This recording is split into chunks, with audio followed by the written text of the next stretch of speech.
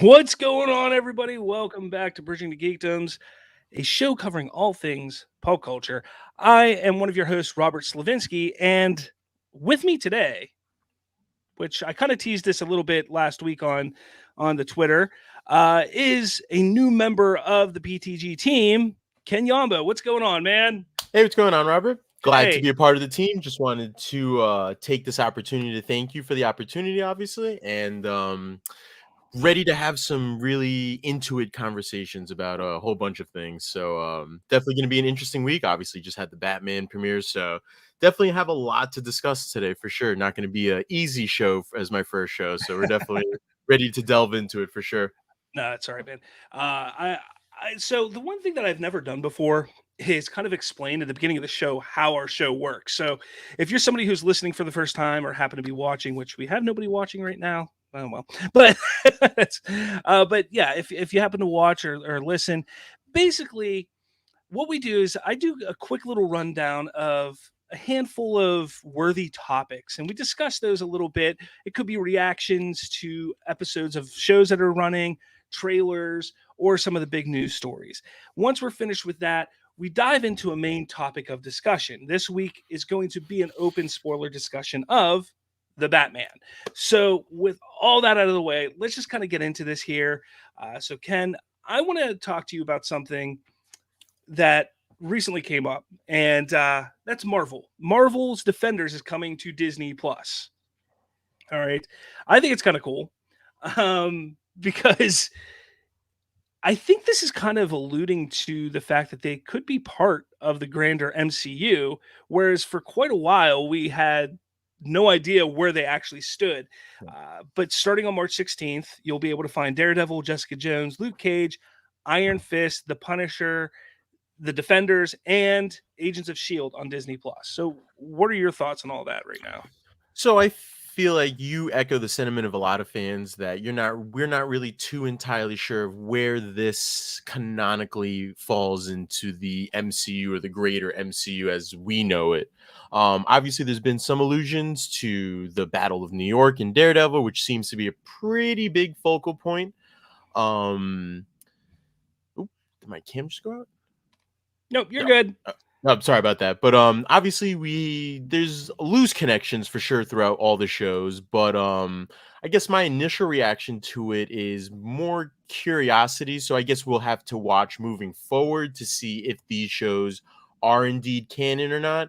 Obviously, there have been some characters that have popped up in Hawkeye and in Spider-Man: No Way Home that quite clearly, if you haven't seen the content yet, are pretty big indications in terms of that. But we just don't know if these are variants of characters that we know or if they are just the characters that we know, but they're just not going to acknowledge the backstories that we do know of.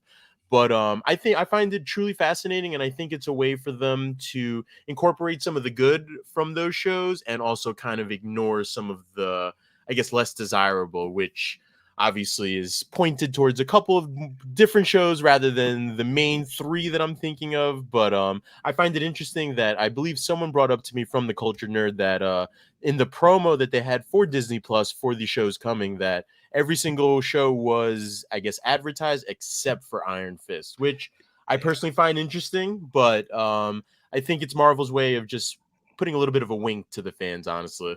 I'm going to be completely honest with you. I'm okay if they leave Iron Fist out of it. Yeah, I did like Colleen Wig. I thought she was a really great character. Yep.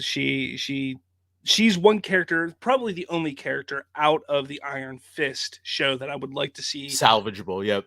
yeah, For sure. brought Yep. in and pushed forward. Danny Rand, played by what's his name? I can't remember his name right now, but he was just. I'm sorry, I think it was Finn Jones, if Finn I'm not Jones, mistaken. yeah. Yes, if I'm not mistaken. But yeah, it's left a lot of desirable for sure. Yeah. Yeah. But overall, I would love to see them part of the bigger Marvel Cinematic Universe. And the one thing that I think a lot of people and you kind of said it, you know, we've already gotten a hint to it with Spider-Man No Way Home as well as Hawkeye, because two characters, probably the biggest and most famous out of all of them, were brought into the MCU in those two projects.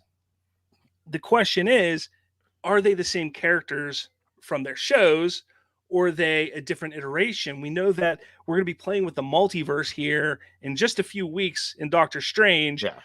Are we going to find out that, okay, those Netflix shows, well, yeah, they are technically part of the Marvel Cinematic Universe. It was a different universe in the multiverse.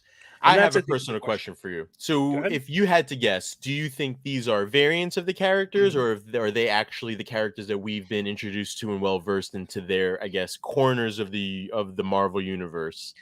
For me, I'd have to say that they're variants. I don't Okay. think that they're the exact same characters. However, Yeah. I do think that they have gone through similar trials and Yeah. tribulations Mhm.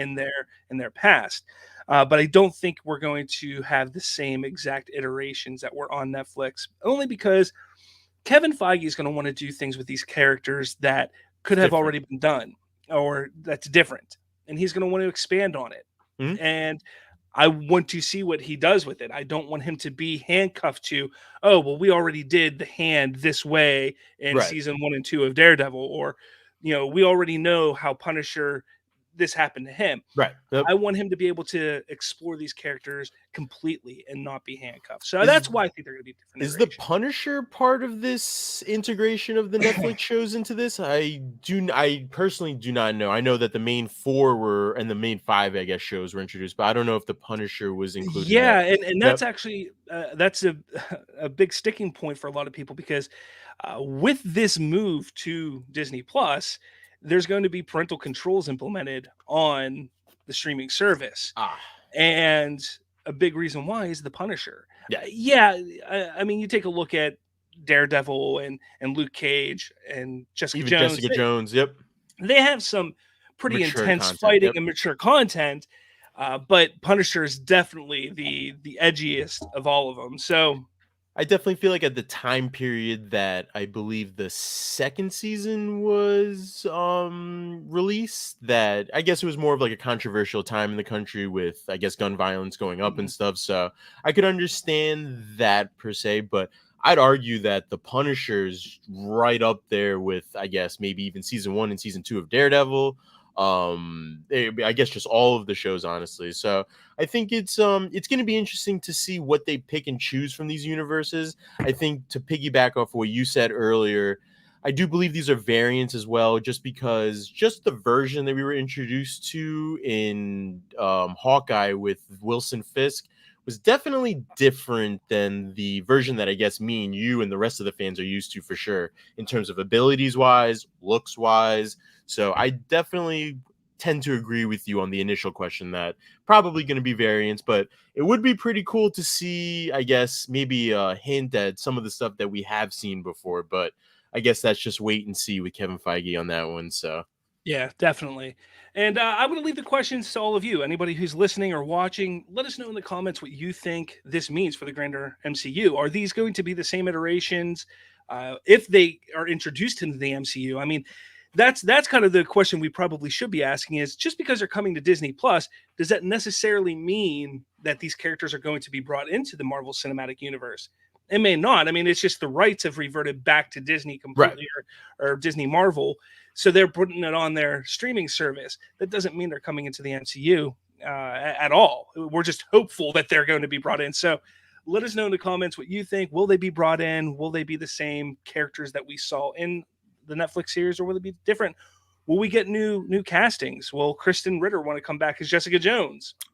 Just given some recent pictures that I've seen of her, definitely seems like something's up for sure. It seems like Hmm. she's back in her Jessica Jones get up gear with the leather jacket and the hair and stuff. So I guess it remains to be seen. But Yeah. I think personally it'd be somewhat of a missed opportunity to take some of the more well-liked characters and just trying to integrate them into the MCU as a greater whole, whether it's supporting characters, whether they get their own movie per se.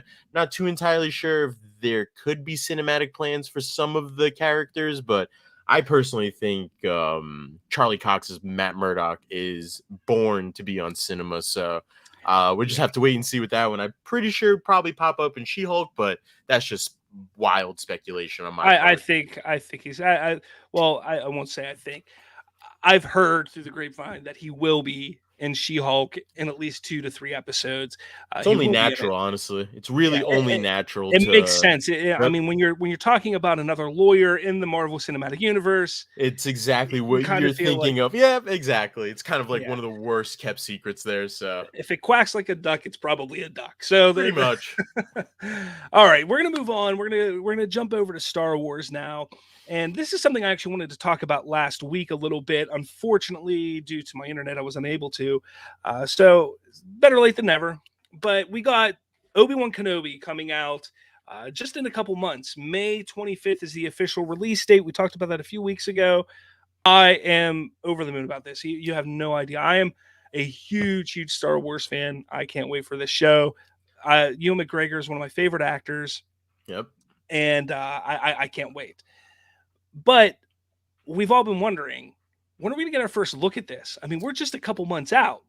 When are we going to get our first look at it?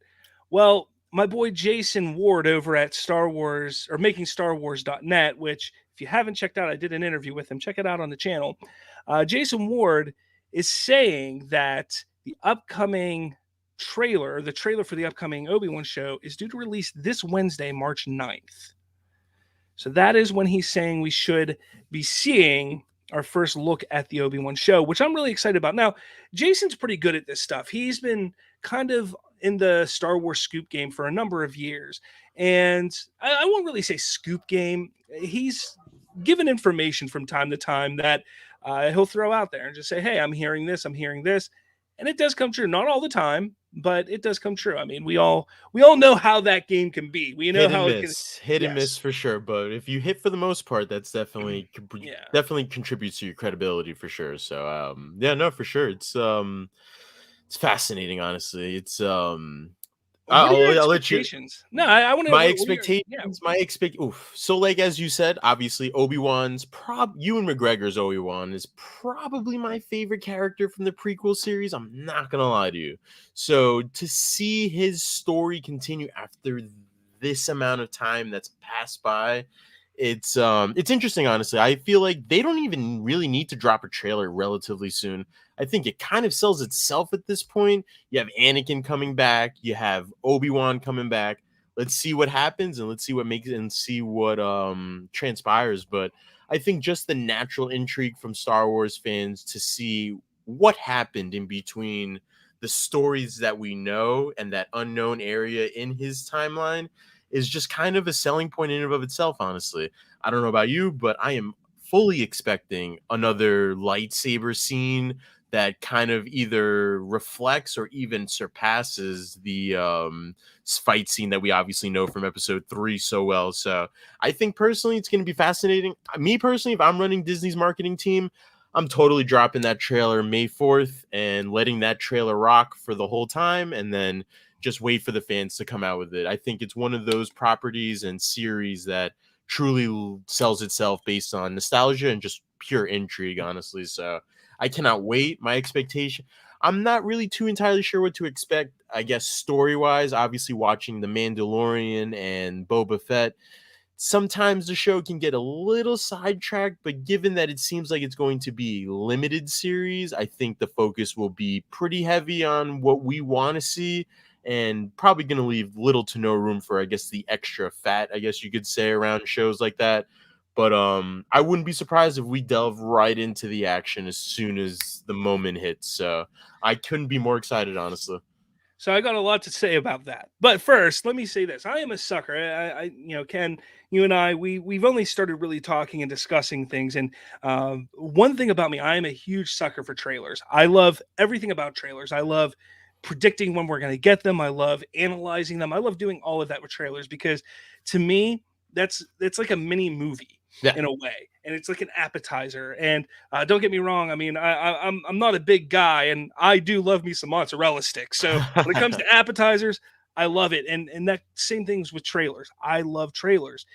And I thought that we were going to get this trailer. Well, I won't say I thought. Somebody actually passed me some information that we were supposed to get this trailer around the week of the Super Bowl. Okay, Not which makes during sense. not during the Super Bowl, but around that time.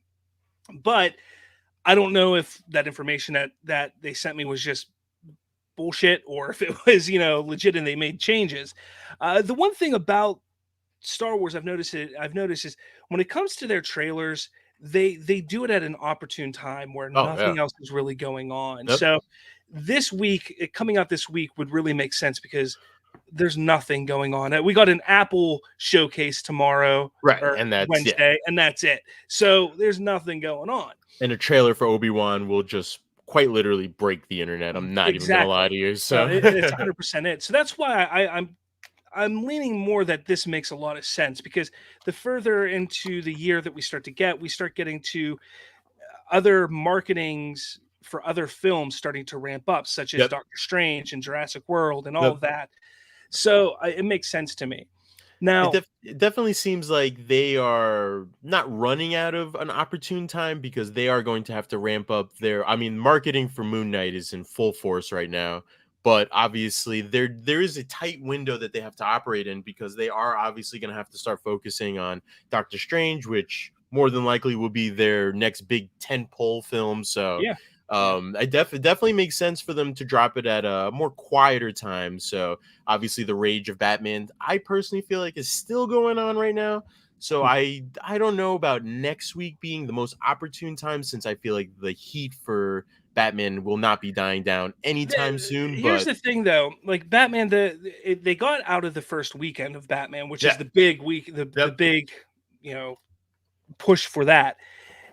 Now it's going to be all right. Well, let's show this Obi-Wan trailer and take some wind out of the Thunder, sails yep, of DC.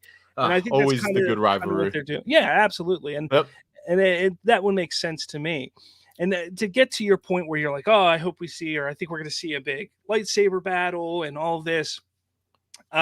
Jason Ward over at Making Star Wars.net. I'm actually going to pull this up because his website's pretty cool, and he puts everything where it's easy to figure out and see, which I really enjoy about his website. And he has, and I'm not going to go into it because I don't want to spoil it for anybody who's watching our show. But if you want to go to MakingStarWars.net, he's got some really cool possible spoilers for the upcoming show, such as some other characters, who these characters are going to be, what they mean to Obi-Wan. Luke Skywalker, is he going to be involved? Is Princess Leia going to be involved?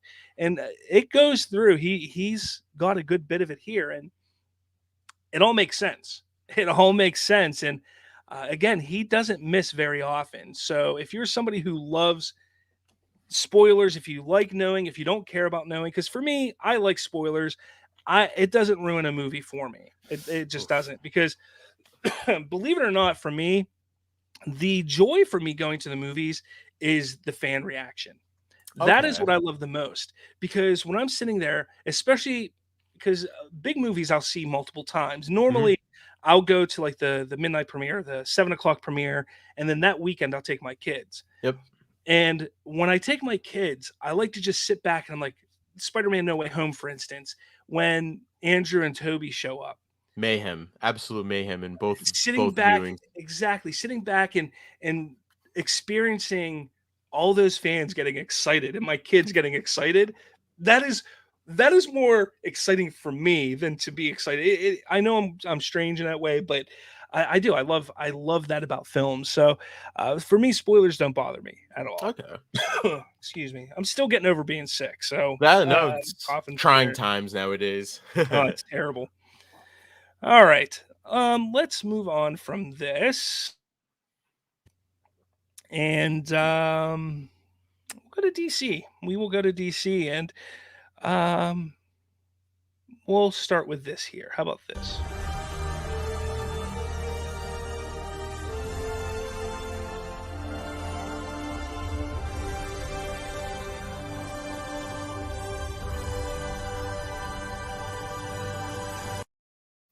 For those of you who don't know, every week on the show, I like to do what we call a restore the Snyderverse update. Doesn't mean I always have any information or any real updates on what's going on, but I like to cover and talk about the latest when it surrounds the Snyderverse.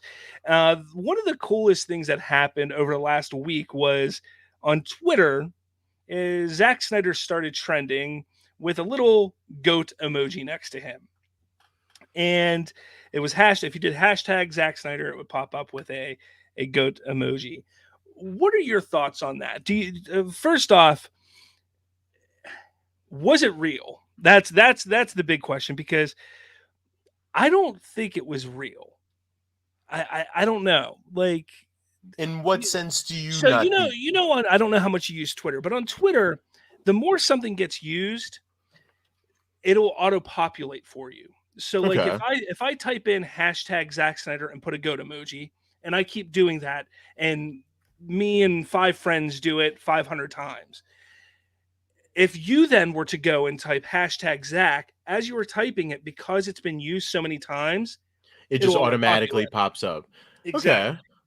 Now, with that, the reason why I don't think it's 100% real is because there was one for Jeff Johns, Yes, and and they it had a had a snake. snake. Yes, I definitely agree. So now that you've opened that viewpoint up, Yeah. I definitely think that's I actually did not know that. I did not know about the more you use a hashtag, the more it just gets auto populated, I Yeah. think is the term that you used. I find it extremely interesting at the times that these things are starting to pop up now. I personally thought it was real. I was one of those people that just tweeted it out and then actually checked the Jeff Johns part of it all, and it was actually really interesting to see that. Personally speaking, I guess my standing on this is that I don't really care if it was real or not. I just love the fact that it is in existence in the first place. I think it's something that if it was tweeted enough times with the snake and the goat for that matter, it's definitely something to consider. Obviously we have our filmmakers from the 80s and 90s that have shaped cinema in the 2000s and 2000, I guess in the early 2000s, but not for nothing. If you look at some of the cinematography in the Batman, which we'll get into a little bit later, if you take a look at just some of the modern day cinematography, you could definitely pull out little. I like to call them Snyderisms. Like you could definitely pull out little, just similarities to Zack Snyder and everything. And I just think some of the tones of the movies that we've seen lately have been contributed by obviously Christopher Nolan's way of doing things, and then obviously Zack Snyder kind of taking that and making it more of a beautiful presentation with the tone to match it as well. So I think it's something that, not a lot of people would view him as one of more of the influential filmmakers that we've seen in our era, but give it about 10, 15 years to cook up a little bit. And I do believe that he will be up there. He's made some, taking all his DCEU movies out of it. Watchmen was beautifully shot. 300 was beautifully shot, and it's just I guess putting that much effort into how a movie looks is something that he has influenced a lot of filmmakers for sure. And obviously given his following with his DCEU movies as well, he found a way to ground Superman in a semi-realistic world. And I felt like personally going into the movie that was something that was going to be next to impossible to achieve. So I felt like I feel like the way that he does his movies is definitely an influential way of modern filmmaking that you see today. Like I said, we'll delve a little bit more into the Batman later, but you could definitely see some parallels for sure of like the way Matt Reeves shot it versus how Zack Snyder shot his Batman as well. So I definitely could see it for sure. I personally think he's the GOAT, but obviously we have to speak from a objective standpoint. So Yeah. No, I don't believe that the goat and the snake thing were real. I do think it was something that a handful of Snyder fans did, and it came across that it looked real for sure. oh yeah, no, Uh, 100%. and look, I'm a huge Snyder fan. Oh, yeah. I've loved I'm not a huge fan of Sucker Punch, but I Okay. Fair appreciate it enough. for what it is. I Yep. appreciate it for what it is. But I do. I enjoy his films, and Man of Steel, in my opinion, is still a masterpiece. I think it Yep. is the bar. That is the bar set for superhero origin stories, and it has yet to be met.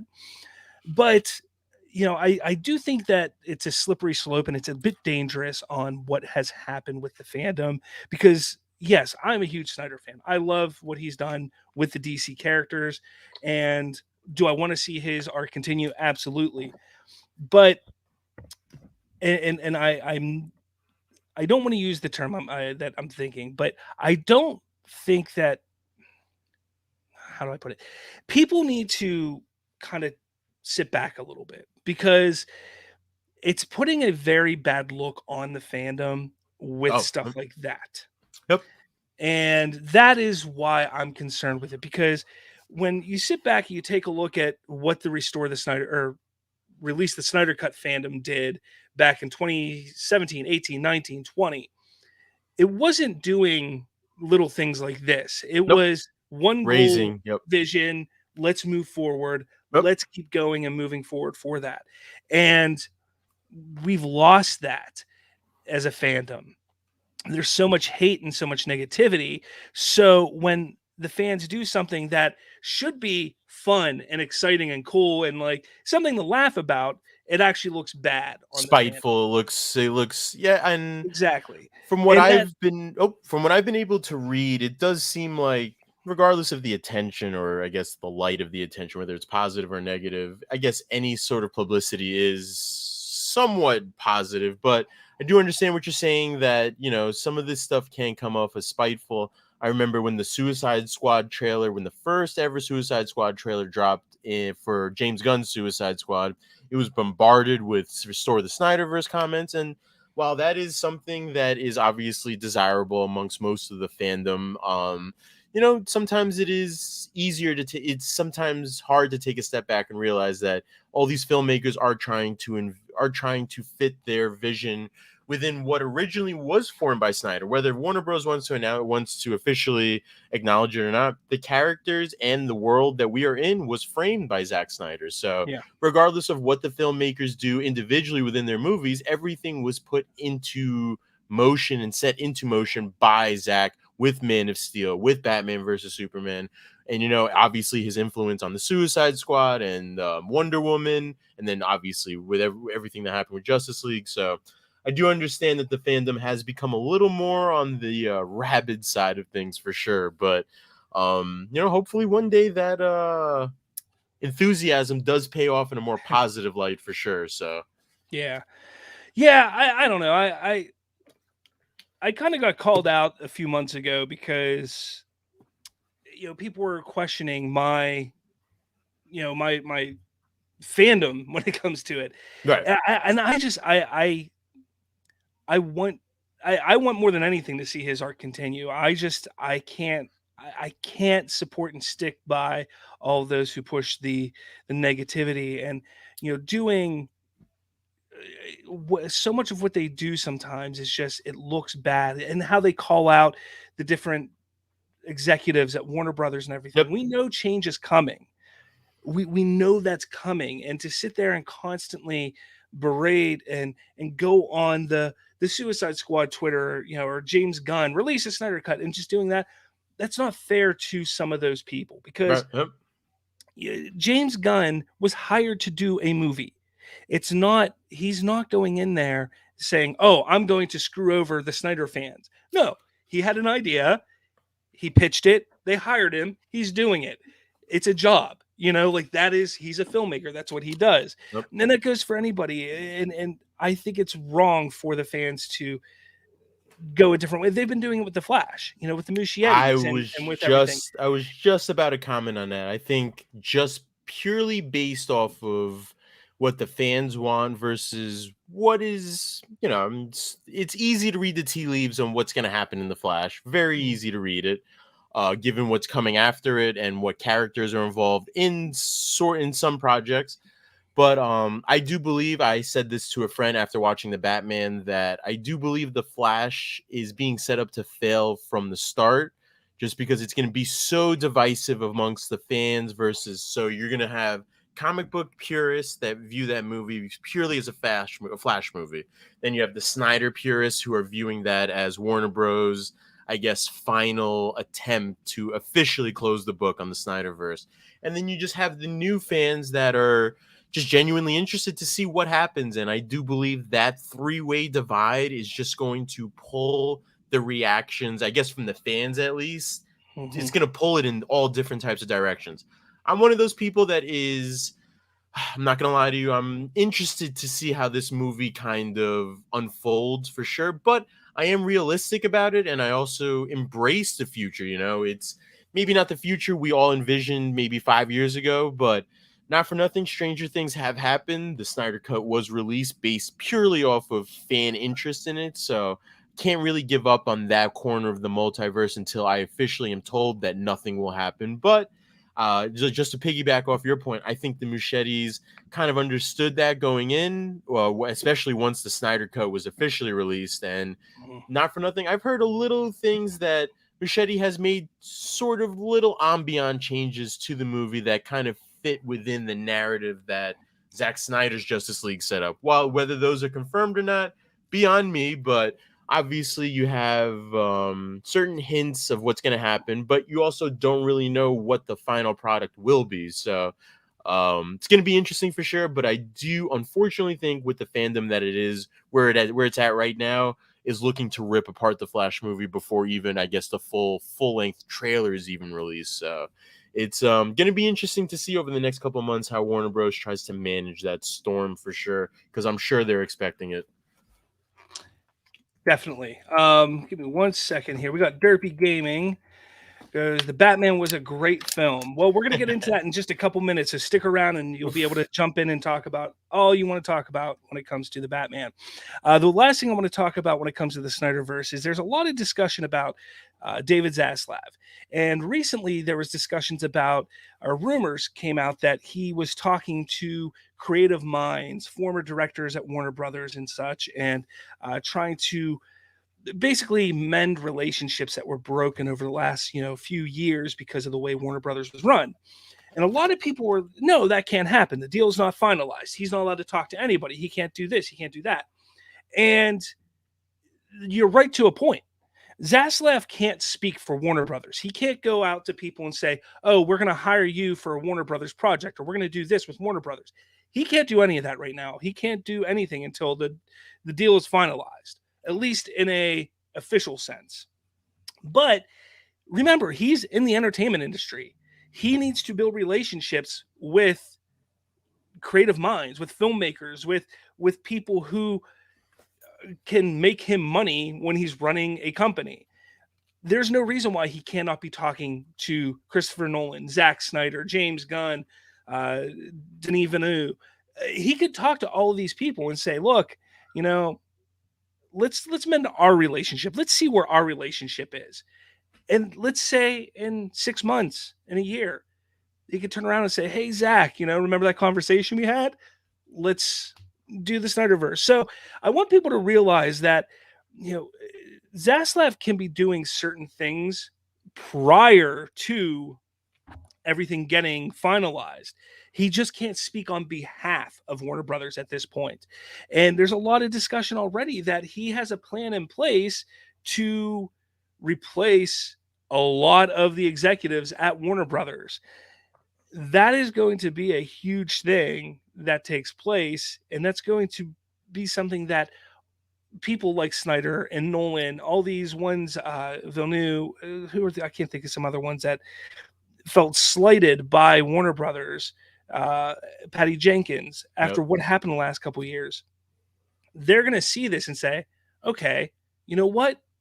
Let's see what they have to say now. And maybe they will, if they aren't there, like Nolan and Snyder, maybe they will come back Yep. and work with Warner Brothers again. So I think people need to relax a little bit and not jump to conclusions, not jump to any worry, because I think I honestly believe with Zaslav coming in, with this whole Discovery merger happening, will the Snyderverse get restored? I hope so.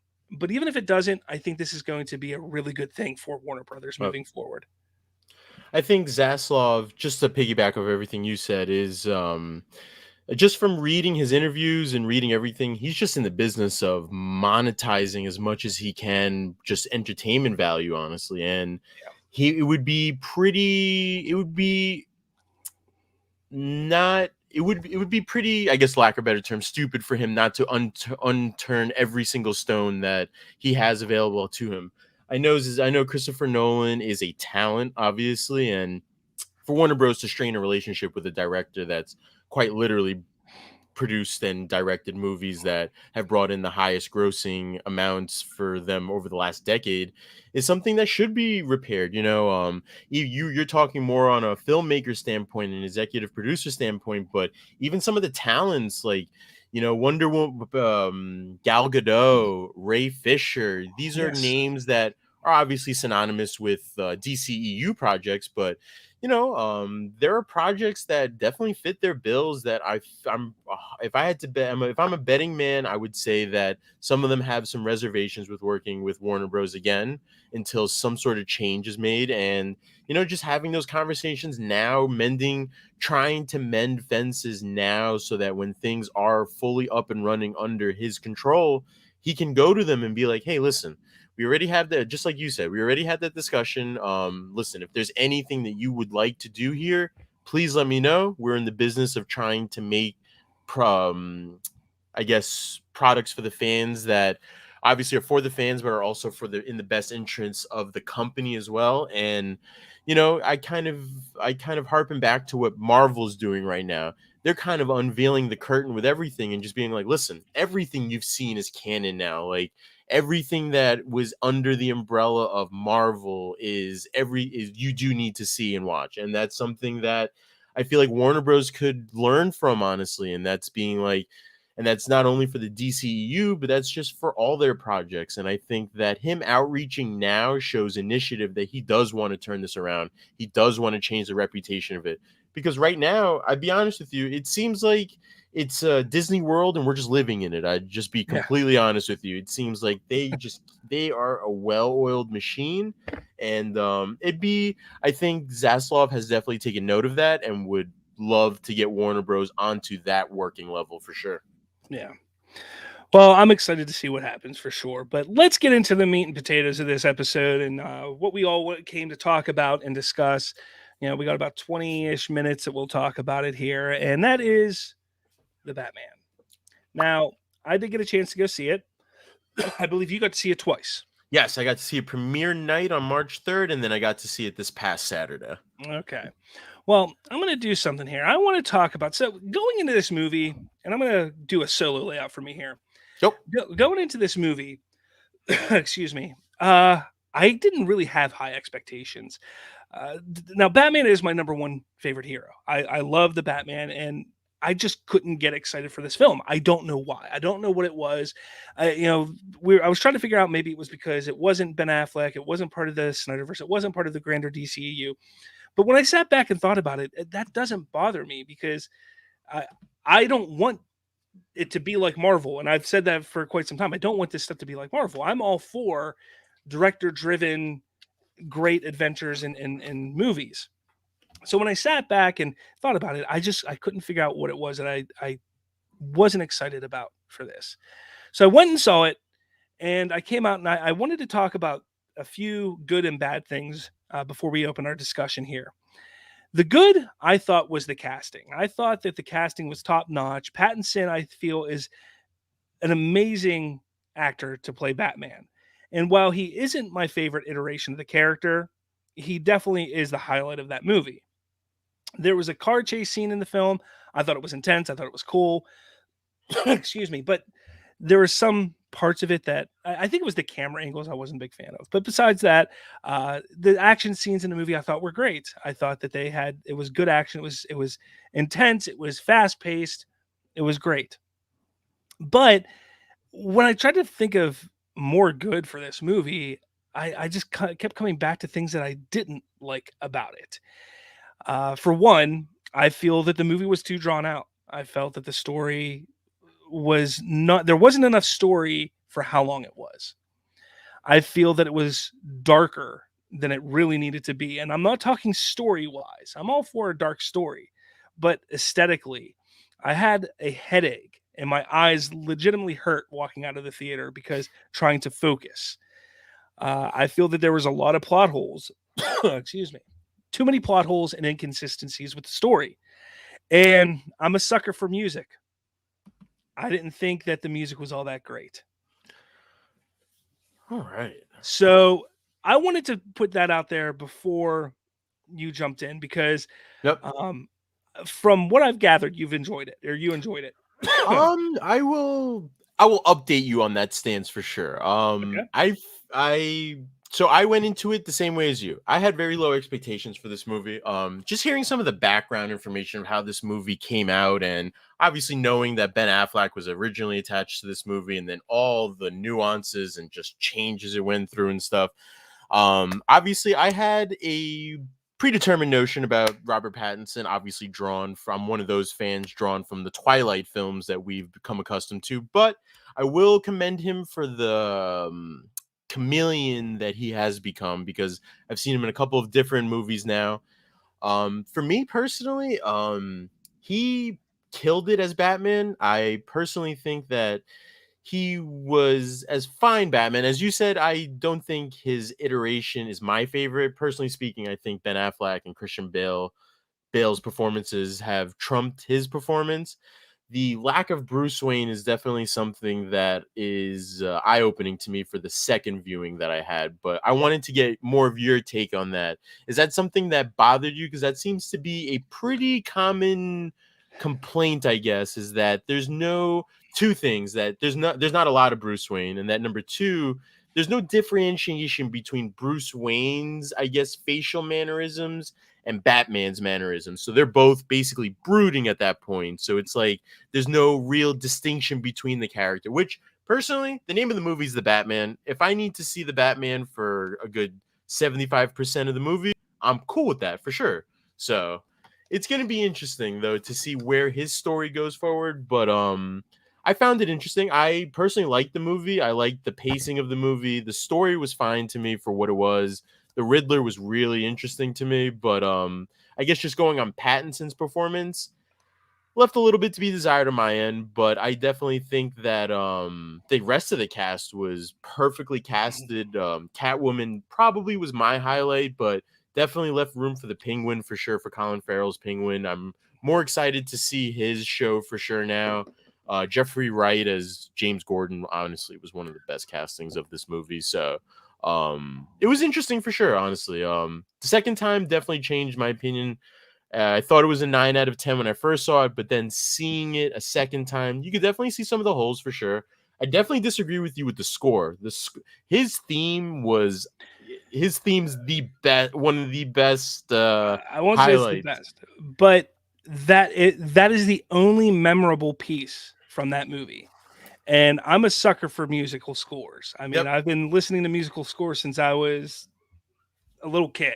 Okay. And John Williams was my introduction to that. Okay. And Yeah. I've just built up a love for musical scores since I was a child. And I want to come out and when I go to a movie, I want the score. It doesn't always need to be memorable. It doesn't. The whole thing does not need to be memorable. And one or two memorable pieces is fine. But for me, I felt that there was nothing that it didn't enhance the movie. And I if it doesn't enhance the movie, then what's the point of it being there? Right. Nope, I get it for That's sure. kind of how it was for me. Derpy Gaming, you're not a Batman fan if you think Bale was a good Batman. You're just a movie fan. Um, Oof. I'm not going to say we're not going to talk about Bale and everything. Just quickly on my from my standpoint, though, I'm not going to say Bale was a bad Batman, but he wasn't my favorite. And Right. I know you probably have feelings about it too. But when it comes down to it, Pattinson, you asked me about his Bruce Wayne or the lack thereof of Bruce Wayne in the movie. That didn't bother me because this was a movie about Batman, and we're in year 2 of Batman at this point in the story. And the lack of Bruce Wayne didn't bother me. What did bother me with the Bruce Wayne scenes was there was no real relationship building or anything with him and Alfred. Right. I felt like that was definitely one of the weakest points of, And yeah. to me, and even though like this is more of a modern take with Bruce Wayne and Alfred, because in the older comics he was a butler. In the older iterations he was a butler. Yeah, he knew what was going on. He helped in various ways, but it's been more recent that we've seen him, Alfred, be so much more to Yeah. Bruce Wayne, especially the Nolan trilogy helped with that. Yeah. Hmm? And I miss that.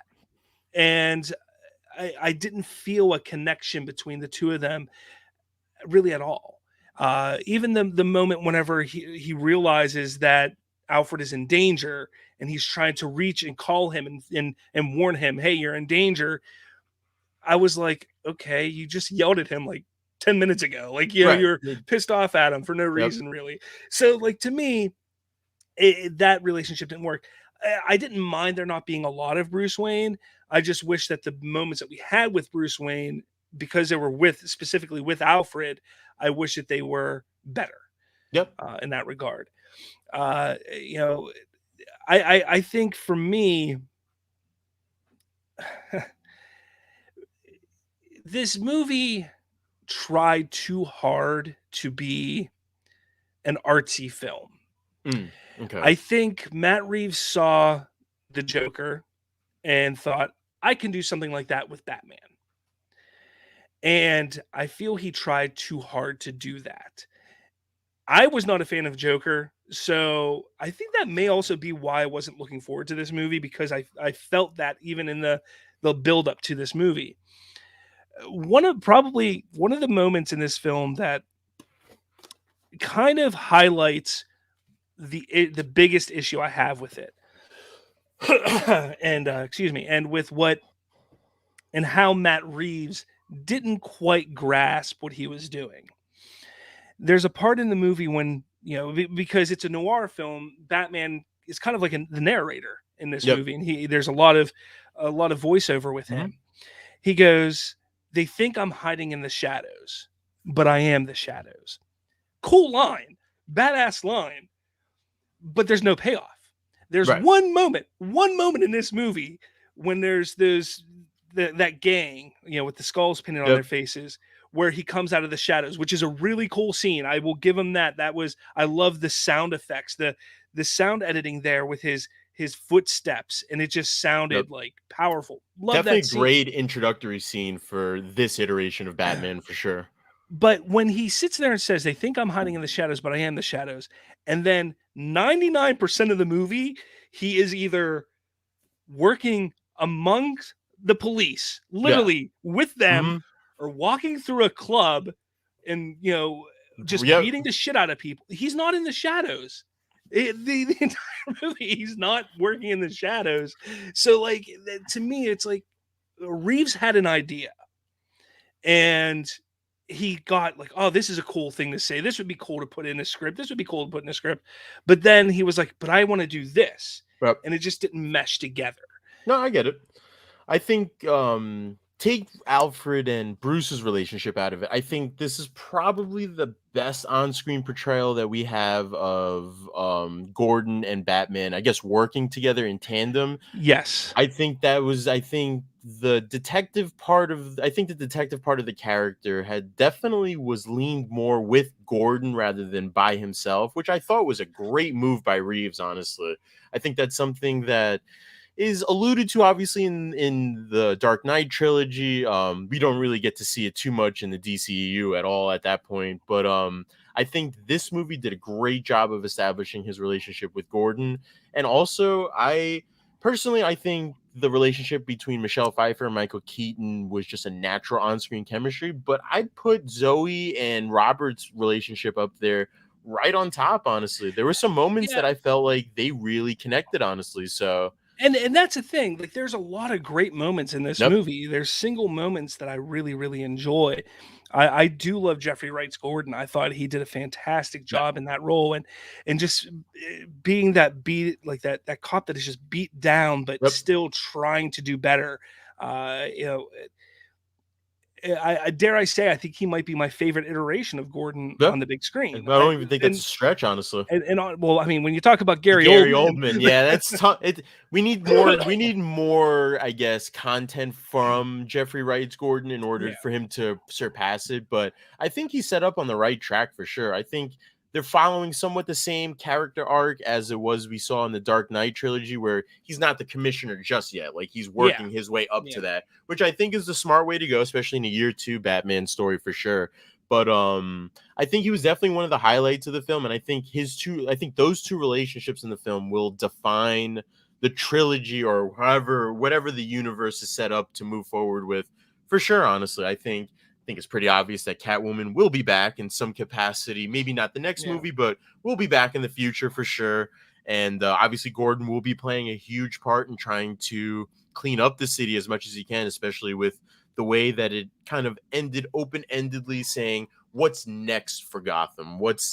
Who's the next person to rise or try to rise into power with Gotham? And that's something that is obviously joint at the hip with Gordon and the GCPD, with Batman, and it's gonna be fascinating moving forward, honestly. So definitely think that that's something to look forward to for sure. Yeah, and definitely speaking of Gotham, that's another highlight for me of the Oh yeah, film. Just Gotham, how it felt, Gothic. because it felt both real and otherworldly at Yep. the same time, and I really liked that about it because uh, some iterations of Batman in film just don't get it right.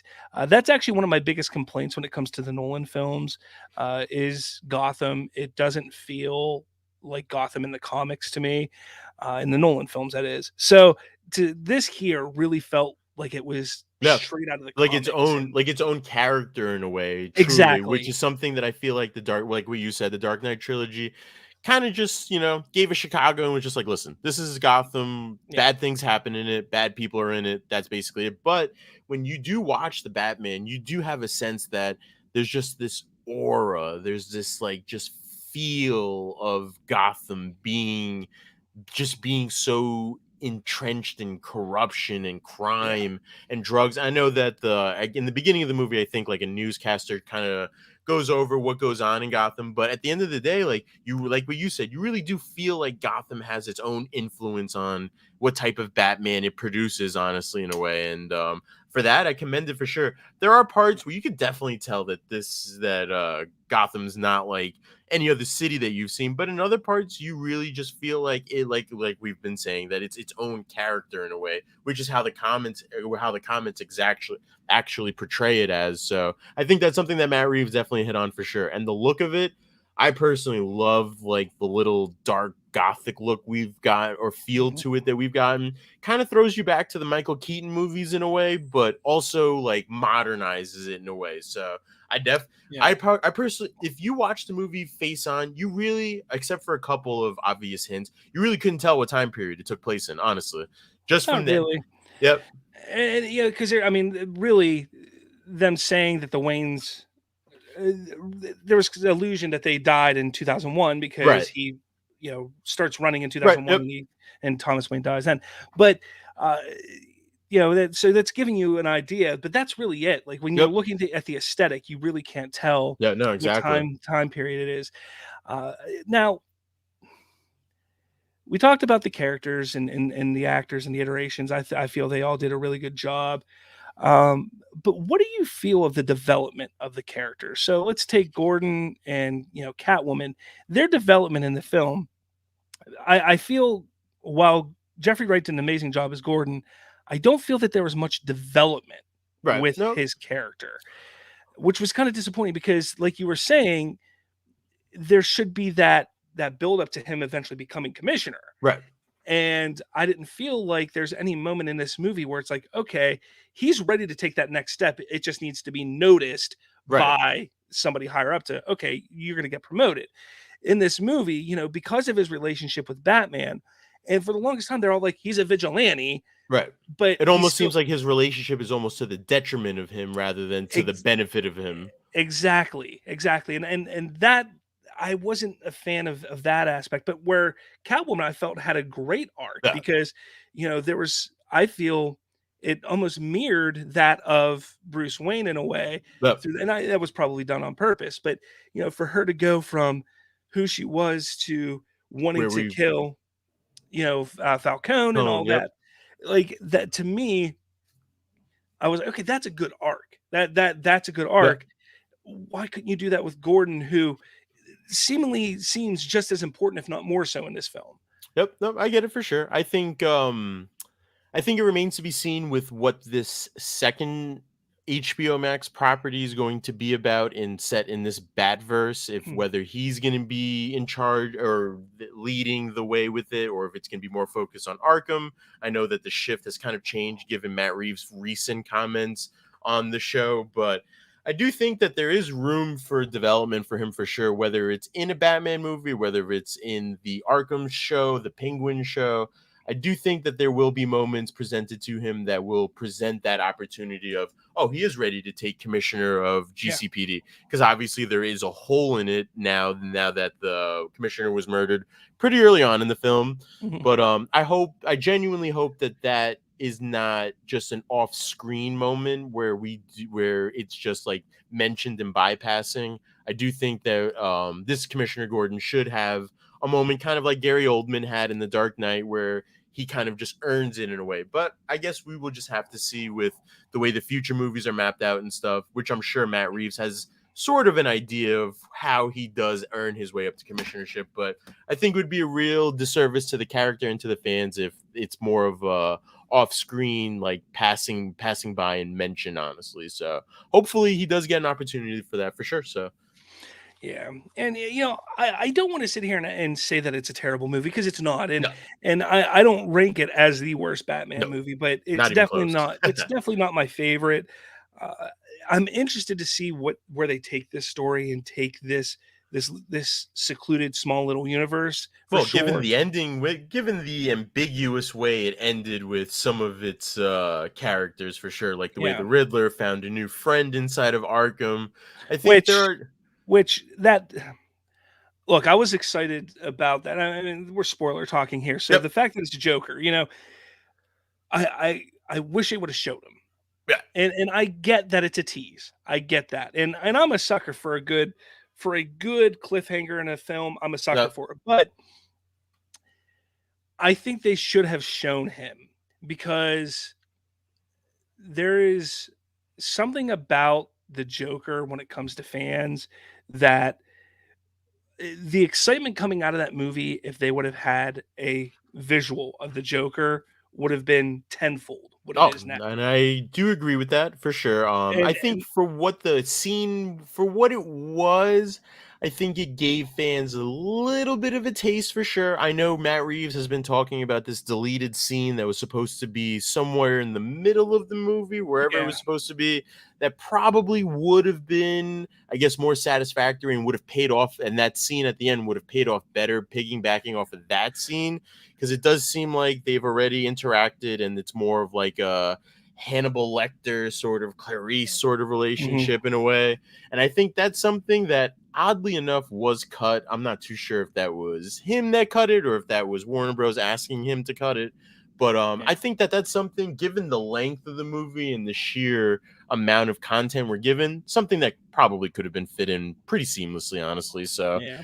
I Well, do I think think, he yeah. said, didn't he say they're gonna be adding that to the home release? So Yep. I'm I sure we'll mean, we'll if see you it. follow the post-credit scene or the post-credit tease, and if you go on the website that was teased at the end of the film, there's something that's at when I Yeah. last checked, it was at 33% loaded. I'm not too sure if that's increased lately, but maybe Yeah. that's something where you can see the deleted scene right off of there. So that's something that we're gonna have to wait and see for sure. But I do Mhm. agree with you that with the Joker, it's more of a front and center sort of approach with him, and I think he did miss the mark with that for sure. Because I don't know, just in the quick glimpse you see of him, it kind of, yeah, it just kind of seems interesting for sure. So here's the Yeah. website for, yep. Yeah. Yeah. Yep. Ratatalata, whatever. I can't see it. Yeah, I mean, this is what's going on right now. It's up to 46% 6%. now. Yep. So I So definitely think that's going to be something that leans into whatever that deleted scene showed, but that's just more of a guess on my end. So I think this is just going to the announcement of a sequel. That's all I think it interesting. is. Okay. That's what I think it is. Well, I think that's pretty much a given its Yeah. opening weekend numbers for sure. So Yeah. But yeah, I mean, final thoughts on the Batman. What are your final thoughts on it? I put one word to it. I'm interested and intrigued to see what comes next for sure. If I had to give it a rating, I'm probably gonna give it an 8 out of 10. There were some things that were left that could have been, I guess, left on the cutting room floor, as that scene that we alluded to probably should have been in the movie, but Obviously, with home releases and stuff, you have to have some sort of attraction to get people to buy it. But overall, given 8 out of 10, I think every character did what they were supposed to do. And I honestly just can't wait to see more of this universe, and really happy that I got to see it premiere night. And yeah, just wait and see at this point to see how all the rest of the projects that are connected to this universe fold out. But I think it's going to be something special for fans to come. One thing I did want to ask you, if you had to rate the bat suit, what do you think? After seeing it in the movie, I like it a lot. I Okay. can't rate it. I'm not a rating person. I don't like to Okay. rate kind of things, but Affleck is still my favorite suit. Yeah. But this is up there. This is Yep. definitely up there. Do you think do you think he needs an upgrade in the next movie, or do you think that we'll still stick with that homemade sort of feel? I kind of like the idea of sticking with it and maybe Okay. doing minor modifications as we go along. Okay. Cool. Yeah. But I mean, for me, when it comes down to it, the movie I felt was subpar, wasn't great, wasn't terrible, wasn't great. If you're somebody who is a fan of Batman, I do suggest going and checking it out. Don't sit there and think that that it's going to be this great movie. I think a lot of people who are sitting there on social media saying this is the greatest movie ever are still on their like sugar high from it.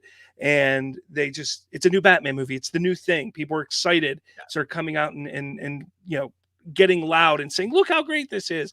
I think when the dust settles, it'll be where it'll land where it needs to land, and being a solid Batman movie, but does have its issues. But yeah, if you haven't seen it yet, which I'd be shocked if you haven't, go check it out.